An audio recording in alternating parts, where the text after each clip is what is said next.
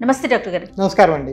Doctor గారు, varicose veins కి treatment once ఒకసారి అయిపోయింది అనుకోండి, అమ్మయ్యా నా పని అయిపోయింది, ఇంకా నేను పర్మనెంట్ క్యూర్, హాస్పిటల్ మొహమే చూడక్కర్లేదు అని అనుకుంటారు. ఇది పర్మనెంట్ అని ఎక్స్పెక్ట్ చేస్తారండి. ఇది ఎంతవరకు కరెక్ట్ అంటారు? సో ఇది ఒక there is lot of myth అండి. దీనిలో చాలా అపోహలు ఉంటాయి. ఏంటంటే నెంబర్ 1, కొంతవరకు మా రివ్యూస్ చూసినా వాళ్ళ పేషెంట్స్ ఎవరో చాలా ఆనందపడిపోయి అసలు నా లైఫ్ సెట్ అయిపోయిందని కొంతమంది రివ్యూస్ రాస్తారు. కొన్నిసార్లు ఇంటర్నెట్లో కొంతమంది మిస్లీడింగ్ యాడ్స్ ఇస్తారు, మా హాస్పిటల్కి వస్తే 100% తగ్గిపోతుంది అనేది. యాక్చువల్గా అది ఒక మిత్ అండి. నేను 8 ఏళ్ళుగా దగ్గర ఒక 10,000కి మించి ఇంటర్వ్యూస్లో కానీ ప్రతిసారి ఈ మ్యాటర్ నొక్కి వక్కాళ్ళని చెప్తాను. ఏంటంటే ఒక ప్రొసీజర్ అన్నాక దానికి ఒక సక్సెస్ రేట్ బిల్ట్ ఉంటుంది. ఆ సక్సెస్ రేట్ అధిగమించి ఒక 20-30% మంచి డాక్టర్లు చేయగలరు. అంతకన్నా బ్యాడ్ డాక్టర్ ఉంటూ 30% తక్కువ రావచ్చు. అంతేగాని ఆ బాల్ పార్క్ ఉండడం అనేది ఆ ప్రొసీజర్కి ఉన్న లిమిటేషన్. సో ఈ వారికోస్ వెయిన్స్కి వచ్చామంటే అసలు ఫస్ట్ ఈ పేషెంట్కి ఎందుకు వచ్చాయి, ఇంకెందుకు రాలేదు అంటే జెనెటిక్ టెండెన్సీ. ఓకే, నా జెనెటిక్ టెండెన్సీ అంటే తండ్రికి తాతకి ఉండాలని కాదు. జెనెటిక్ టెండెన్సీ అంటే మీ జనువుల్లో ఉన్నాయని. మీ జనువులు మీకు ఉంటాయి. అందరికి కొన్నిసార్లు ఫ్యామిలీ త్రూ రావచ్చు, కొన్నిసార్లు మీకు మ్యూటేట్ అయి ఉండొచ్చు. అంతే తప్ప మన 4 ఫాదర్స్ నుంచి అలా క్యారీ ఫార్వర్డ్ అవ్వక్కర్లేదు. ఎనీ జెనెటిక్ థింగ్లో ఫాదర్తో వచ్చేవి కొన్ని జెనెటిక్స్ ఉంటాయి, కొన్ని లేనివి కూడా ఉంటాయి. సో నా జెనెటిక్లో మా ఇంట్లో ఎవరు లావు లేరు, నేను కొంచెం లావు ఉండొచ్చు. నా జెనెటిక్ మేకప్ కొంచెం ఫుడ్ తినే లావు అవుతాను, అది నా జెనెటిక్ మేకప్. ఓకే, మా నాన్నగారు ఉండక్కర్లేదు, మా అమ్మగారు ఉండక్కర్లేదు. ఓకే, లావుగా ఉన్న వాళ్ళని ఉంటే అలా కూడా ఉంటుంది, ఇలా కూడా ఉంటుంది. సో ఈ జెనెటిక్ మేకప్ ఉండే వెరికోస్ వెయిన్స్ ఏవైతే ఉంటాయో ఒక 3-4% వెనక్కి వస్తాయి. ఓకే, గుడ్ డాక్టర్స్ హ్యాండ్స్లో ఈ ప్రొసీజర్ సక్సెస్ రేట్ 98% అండి. 98%. అంటే 100 మందికి చేస్తే 2లో మళ్ళీ వచ్చే అవకాశం ఉంది. ఓకే, ఇది చాలా ఇంపార్టెంట్ గమనించుకోవాల్సింది. ఈ వచ్చినప్పుడు ఎలా రియాక్ట్ అవుతుండేది వేరే సంగతి. మా వ్యవస్థ చాలా పెద్దది. దగ్గర నెలకు 500 ఆపరేషన్ జరుగుతాయి. మాకు ఒక ఎక్స్ట్రా ఆపరేషన్, ఎక్స్ట్రా రీడు, లేకపోతే ఎక్స్ట్రా టచ్అప్ లాగా వచ్చిన ఇంజెక్షన్ చేయడం మా సంస్థలు చాలా చిన్నది కాబట్టి చేయం. చాలా సంస్థలు ఆ ఎక్స్ట్రా దానికి కూడా ఛార్జ్ చేస్తారు. ఓకే, సో అది అవుట్ ఆఫ్ మా బిగ్నెస్, దానికి మాకేం ఆబ్లిగేషన్ లేదు. బట్ నాకు ఇండియాలో బెస్ట్ అవ్వాలని కోరిక కాబట్టి అవన్నీ ఎంతోమందికి ఫ్రీగానే చేశాను. సో అది వేరే విషయం. కానీ రాదు 100% గ్యారంటీ. కొన్నిసార్లు వాళ్ళ పాయింట్ వాళ్ళు మెన్షన్ చేయడానికి మీరు అనుండొచ్చు 100, నేను ఇప్పుడు అనలేదండి.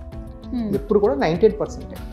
మీరు సైన్ చేసే కన్సెంట్ ఫామ్ కూడా 97% సైన్ చేస్తాం.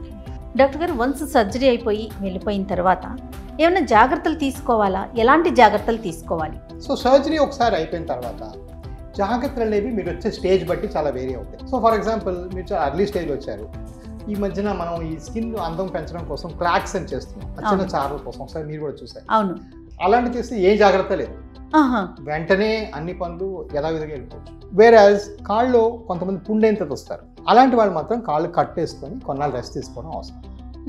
సో ఈ జాగ్రత్తలు పోస్ట్ ఆప్ కోర్స్ అంటాం. అంటే ఆపరేషన్ తర్వాత వాళ్ళు వెళ్ళే ప్రయాణం అది చాలా మేరకు మీరు వచ్చే స్టేజ్ బట్టి మారిపోతుంది. Okay, but more or less యావరేజ్గా చెప్పుకోవాలంటే ప్రొసీజర్ చాలా మైనర్ ప్రొసీజర్ కాబట్టి, ఎక్కడా కట్ చేయడం, కుట్లేయడం, మత్తీయడం ఉండదు కాబట్టి, ఇది బాగా ఈజీగా చేయగలం కాబట్టి ఇది తర్వాత ఎటువంటి జాగ్రత్తలు లేవు. నెక్స్ట్ డే నుంచి పనులను యథావిధిగా చేసుకోవచ్చు. సేమ్ డే సాయంకాలం ఇంటికి వెళ్ళిపోవచ్చు, మెట్లు ఎక్కవచ్చు. సో దీనికి పోస్ట్ ఆఫ్ రికవరీ అంటూ ఏమీ లేదు. ఏ నవ్వుకైతే మనం సర్జరీ చేసాము దానికి కాకుండా పక్కన ఎక్కువగా వస్తాయి అనేది వింటూ ఉంటాం. ఇది ఎంతవరకు నిజమండి? వస్తాయి. ఆ వచ్చే అవకాశం క్యూములేటివ్గా 2% మనం ఇందా మాట్లాడుకున్న నంబర్. ఓకే, సో దీనికే వెనక్కి రావచ్చు, ఆ పక్కది రావచ్చు. ఇవన్నీ ఎందువల్ల వస్తాయి అంటే కొంతవరకు జెనెటిక్స్, కొంతవరకు లావు, వెయిట్ ఎక్కువ ఉండేవాళ్ళు, బిఎంఐ మన అవసరం కన్నా 10-15% ఎక్కువ ఉంటే వాళ్ళకు కూడా వచ్చే అవకాశం ఉంటుంది.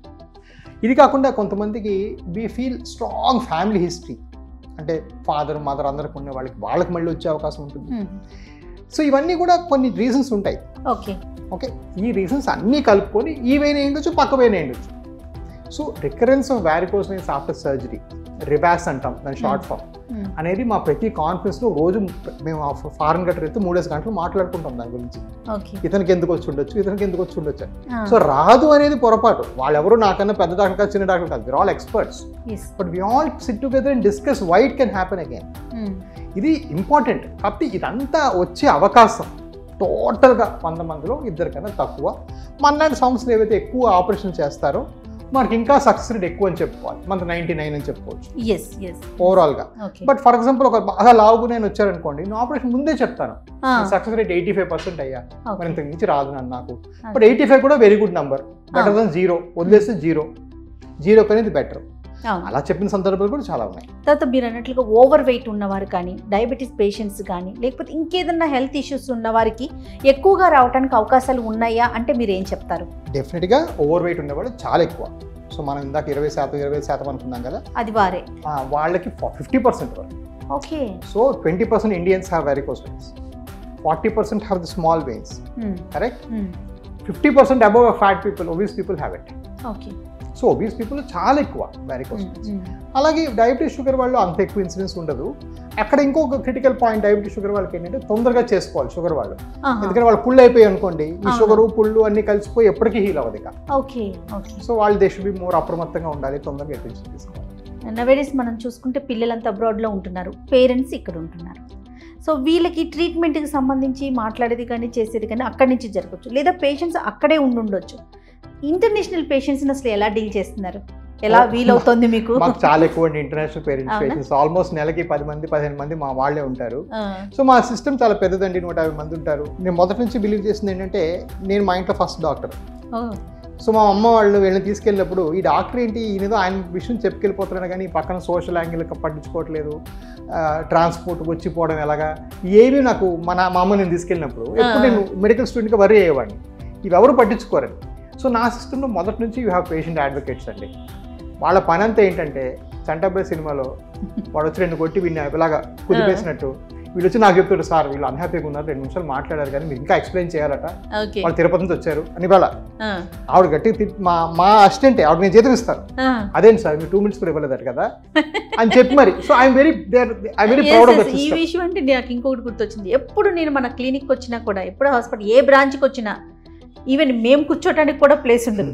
ఈ రోజైతే నేనైతే అక్కడ బయట లిఫ్ట్ దగ్గర నుంచి ఉన్నాం మీకోసం అనేసి, అంత జనం ఉంటారు కదా. ఎలా అండి వాళ్ళకి అసలు టైం ఎలా ఇస్తారు అంటే, మినిమం టైం నిజంగా ఎక్స్పెక్ట్ చేస్తామండి పేషెంట్స్. మేము ఎవరమైనా ఏ డాక్టర్ దగ్గరికి వెళ్ళినా మమ్మల్ని చూడాలి, మాతో మాట్లాడాలి, టచ్ చేసి మాట్లాడాలి, ఇలాంటి ఫీల్ ఉంటుంది కదా.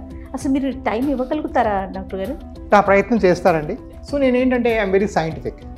సో నా ఫస్ట్ లాజిక్ ఏంటంటే, టైము ఎక్కువ ఉన్నా తక్కువ ఉన్నా ఈ పేషెంట్కి ట్రీట్మెంట్లోన ఎటువంటి మిస్టేక్ జరగకూడదు. ఈ మిస్టేక్ చేసే ప్రొపెన్సిటీ ఎవరికి ఎక్కువ? నేనే. నాకే మధ్యవర్పు ఎక్కువ, నేనే ముసలోడిని అయిపోతున్నాను. కాబట్టి నా దగ్గర నాకు సగం కోమా వచ్చినా కూడా ట్రీట్మెంట్ పర్ఫెక్ట్గా అయిపోయిన విధానం నేను సెర్చ్ చేశాను. ఎందుకంటే ఫస్ట్ నేను చూడను, ఫస్ట్ ఇంకో డాక్టర్ చూస్తారు మిమ్మల్ని. ఆయన మాకు డీటెయిల్గా వెయిన్ సంబంధమైన 35 ప్రశ్నలు అవసరం ఉన్నా లేకపోయినా, మీరు విఐపి అని చెప్పినా, మీరు ఆ మినిస్టర్ గారు చుట్టమని చెప్పినా వాళ్ళు అడగడం ఆపరం. అదేనాక ఇంకో డాక్టర్ గారు మీకు స్కానింగ్ చేస్తారు, ఆ స్కానింగ్ 3 దగ్గర కొలతలు తీసుకుంటారు, అది కూడా నాకు ప్రమేయం లేదు. ఓకే. ఇవి 2 కలబోసి నాకు ఇచ్చినప్పుడు నాకు కొంచెం తీవ్రమైన తలనొప్పి ఉన్నా కూడా నాకు 5 నిమిషాలు డెసిషన్ వచ్చేస్తుంది. So I try to make it error proof. Okay. Error proof చేసుకుని నేను ఆ కామన్ థింగ్స్ని టచ్ చేసుకొని సేఫ్గా వీళ్ళకి ట్రై చేయగలిగిన తర్వాత నా పని 90% అయిపోయినట్టే. ఈ 5 to 8% ఏంటంటే నైస్గా మాట్లాడగలిగానా లేదా వాళ్ళకి టైం చేయగలిగారా లేదా. సో చాలా మటుకు ఇస్తాను. కొన్ని ఓపీలు ఫర్ ఎగ్జాంపుల్ దురదృష్టవశాత్తు విజయవాడ ఎప్పుడు నాకు 100కి తక్కువ ఉంటారు. నేను 2-3 గంటలు ఓపీ చేసినా 15 గంటలు ఓపీ చేసినా అలా వస్తూనే ఉంటారు, అదొక గగనం. Okay. So I feel some times. విజయవాడలో ఎక్కువ ఉంటారండి అంటే వెళ్ళేది 2 రోజులే కదా నెలకి, 200 మంది వస్తున్నారు విజయవాడ. సో డెఫినెట్గా I struggle. But one thing ఏంటంటే, నేను 1 నిమిషం టైం ఇచ్చిన, 5 నిమిషాలు టైం ఇచ్చిన, 99.99% మీకు ఎటువంటి తప్పు సర్జరీ మా సిస్టంలో జరగదు, మీకు తప్పు డయాగ్నోసిస్ జరగదు. ఎందుకంటే I removed the most critical fellow out of the equation, me. Okay. I made sure the process is above me. So చాలాసార్లు నా ఫ్రెండ్ ఎవరో వస్తారు, నేను బయటే ఉన్నాను, ఎవరో జూనియర్ డాక్టర్ అట, నువ్వు చూడవా అని మెసేజ్ పెడతారు. నేను కామ్ ఊరుకుంటా, మీరు చూసుకొని రండి పర్వాలేదు, because I feel that's more important. System process వస్తాయి. మీరు అమెరికాలో అదేనండి, ఇక్కడ నుంచి ఇండియా నుంచి ఎంతోమంది డాక్టర్లు వెళ్తారు. ఇక్కడేమో వాళ్ళ యావరేజ్ డాక్టర్లు, అమెరికా వెళ్తే బ్రిలియంట్ డాక్టర్ కే, డాక్టర్ ఎస్ అని మీ పేర్లు పెట్టి పిలుస్తారు. మా అందరికీ నువ్వు విపరీతమైన రెస్పెక్ట్ ఇచ్చేవాళ్ళు. ఎందువల్లంటే మాకు తెలివి కాదు, ఇక్కడ ప్రాసెస్ ఇస్ అబవ్ అస్. డాక్టర్కి ఏ కదా డాక్టర్ ఎస్ కాదు, ఆడ ముందు రాసి ఉంటాడు ఈ మందుకి ఈ జబ్బుకి ఈ మందు, ఈ జబ్బుకి ఈ మందు, ఇదంతా రాసిస్తేనే నీకు ట్రీట్మెంట్. లేకపోతే doctor is not above the system. అదే సిస్టమ్ అండి.